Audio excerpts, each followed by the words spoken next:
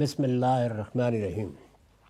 عن عائشة رضی اللہ عنہا قالت لما اشتكى النبي ذكرت بعض نسائه كنيسة رأيناها بأرض الحبشة يقال لها ماريا وكانت أم سلمة وأم حبيبة رضي الله عنهما أتتا أرض الحبشة فذكرتا من حسنها وتصاوير فيها فرفع رأسه فقال أولئك قوم إذا مات منهم الرجل الصالح بنوا على قبره مسجدا ثم صبروا فيه تلك السورة أولئك شرار الخلق عند الله يوم القيامة. یہ روایت اصلاً صحیح بخاری سے لی گئی ہے، رقم ہے 1261. ترجمہ ہے سیدہ عائشہ رضی اللہ عنہ سے مروی ہے کہ نبی صلی اللہ علیہ وسلم جب بیمار ہوئے تو آپ کی کسی بیوی نے اس گرجے کا ذکر کیا جو انہوں نے سرزمین حبشہ میں دیکھا تھا اور جس کا نام ماریا تھا. یہ صاف معلوم ہوتا ہے کہ وہ سیدہ مریم سے نسبت رکھنے والا کوئی گرجا ہوگا جس کا نام ماریا تھا. نبی صلی اللہ علیہ وسلم کی ازواج میں سے ام سلمہ اور ام حبیبہ چونکہ حبشہ جا چکی تھیں تو انہوں نے بھی اس گرجے کی خوبصورتی اور اس میں تصویروں کے بارے میں بیان کیا. نبی صلی اللہ علیہ وسلم نے یہ سنا تو اپنا سر اٹھایا اور ارشاد فرمایا وہ اسی طرح کے لوگ ہیں کہ جب ان میں کوئی صالح آدمی مر جاتا ہے تو اس کی قبر پر کوئی عبادت گاہ تعمیر کرتے، پھر اس میں وہ صورت بنا لیتے تھے. یعنی یہ جو گرجوں میں تصویریں بنتی ہیں ظاہر ہے کہ وہ بھی یا سیدہ مریم کی ہوں گی یا سیدہ مسیح کی ہوں گی. ایسے ہی ان کے بزرگ حضرات یعنی جو بڑے بڑے مذہبی پیشوا رخصت ہوئے ہوتے ہیں وہ بھی گرجوں میں دیکھی جا سکتی ہیں. ان کی قبریں، ان کی تصویریں بڑے اہتمام سے بنائی جاتی ہیں. تو نبی صلی اللہ علیہ وسلم نے فرمایا کہ یہ ان کے ہاں یعنی مسیحیوں کے ہاں یہ روایت ہے. ارشاد فرمایا قیامت کے دن یہی لوگ اللہ کے نزدیک بدترین خلائق ہوں گے. اس سے آپ اندازہ کر سکتے ہیں کہ پرستش کے لیے یا عبادت گاہوں میں تصویریں بنانا یا مجسمے کھڑے کرنا، اس کو اللہ کا پیغمبر کس نگاہ سے دیکھتا ہے.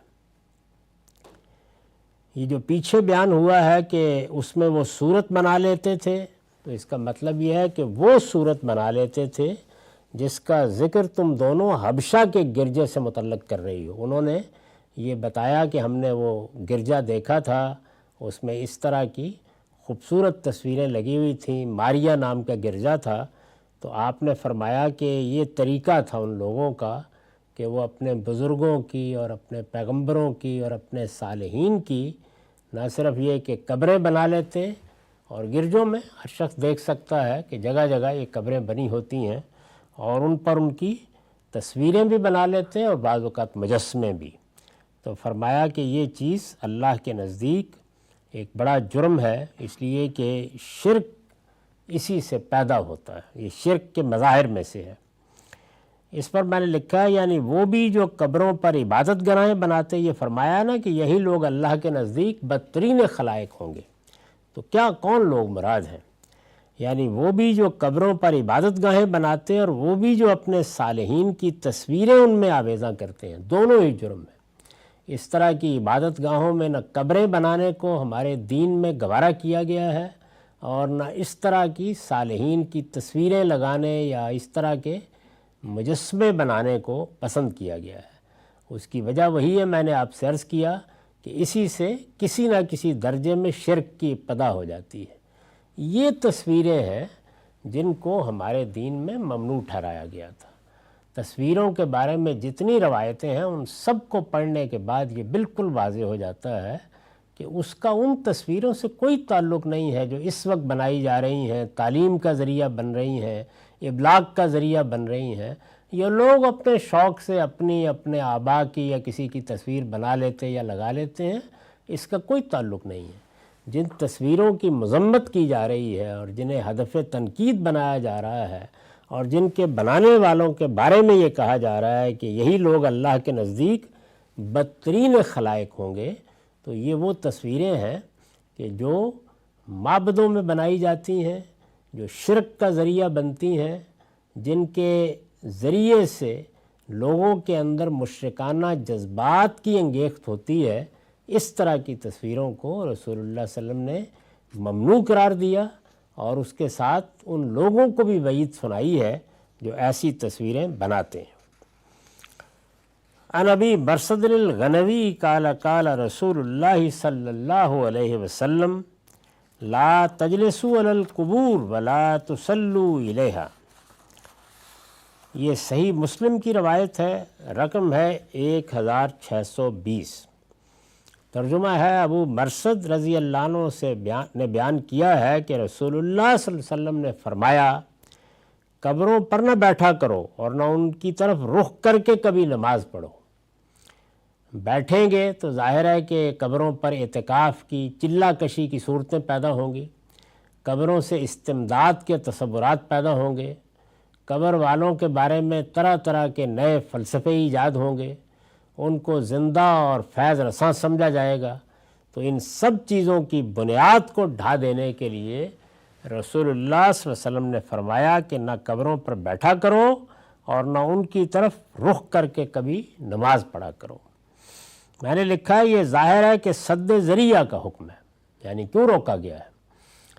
قبر پر بیٹھیں یا کسی گلی میں بیٹھیں یا کسی بازار میں بیٹھیں تو یہ دیکھنا پڑے گا نا کہ اگر شارع اس سے روک رہا ہے تو کیا باعث ہے، تو سد ذریعہ اس کا باعث ہے۔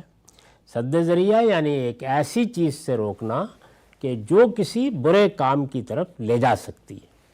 یہ ظاہر ہے کہ سد ذریعہ کا حکم ہے اور اس لیے دیا گیا ہے کہ یہ قبریں کسی وقت لوگوں کے لیے سجدہ گاہ نہ بن جائیں۔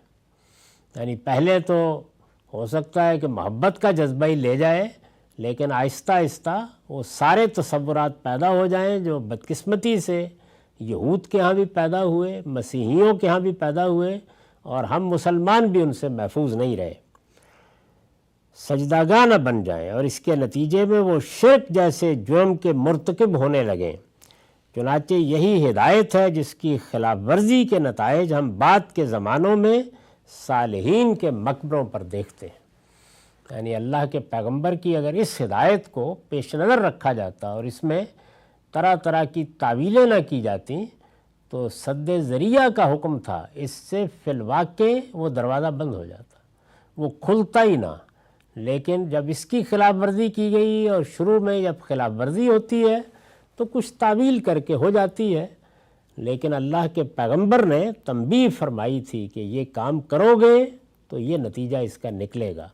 تو بعض موقعوں کے اوپر کوئی چیز اس لیے ممنوع قرار دی جاتی ہے کہ وہ اپنی ذات میں یہ غلط کام ہوتا ہے، جیسے بدکاری کرنا ہے، جھوٹ بولنا ہے، ملاوٹ کرنا ہے، اور بعض موقعوں کے اوپر اس لیے کسی چیز سے روک دیا جاتا ہے درحالے کہ وہ اپنی ذات میں کوئی ممنوع چیز نہیں ہوتی کہ وہ غلط نتائج تک لے جا سکتی ہے، غلط کاموں کی طرف ترغیب کا ذریعہ بن سکتی ہے، اس کے بطن سے برائیاں جنم لے سکتی ہیں، اس لیے کہ برائیاں کبھی بانج نہیں ہوتی، وہ تو پھر آہستہ آہستہ اپنی اولاد پیدا کرتی چلی جاتی ہیں۔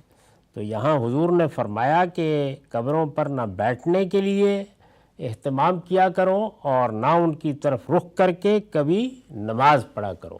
ان میں سے جو کام بھی کرو گے وہ شرک تک لے جانے کا ذریعہ بن کر رہے گا، اس کو ابتدا ہی میں روک دو۔ اگر یہاں نہیں روکو گے تو پھر نتائج بھی دیکھنا پڑیں گے۔ وآخر دعوانا ان الحمد للہ رب العالمین۔